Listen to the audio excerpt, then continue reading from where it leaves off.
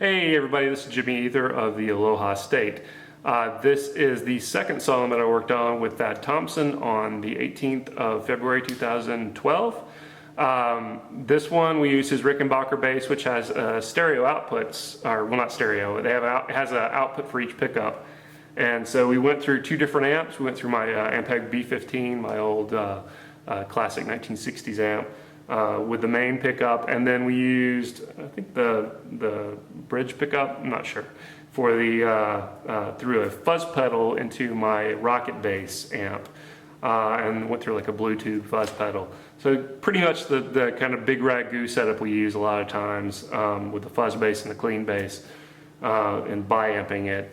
But this time I just kind of quickly threw a tube mic in front of the fuzz amp, and didn't really spend much time placing it. Just kind of threw it up there, pointing like down at the amp, and you know, popped the headphones on, listening to it, and really liked the sound of it. It's kind of this big, bulbous, fat, warm tone that is sort of reminiscent of the early 70s to me for some reason. So really excited with how that came out. You will see this weird little break in the middle of the song where it fades out and just goes to drum machine and then fades back in with some reverse stuff. And I even say in the video, show you in the video, that stuff's going to go there. I'm going to expand that into like 30 seconds to a minute of maybe orchestrated stuff, just another section of the song that's going to come in there, and then it'll go back in where you see the end of the song. So hope you enjoy this, and we'll talk to you soon.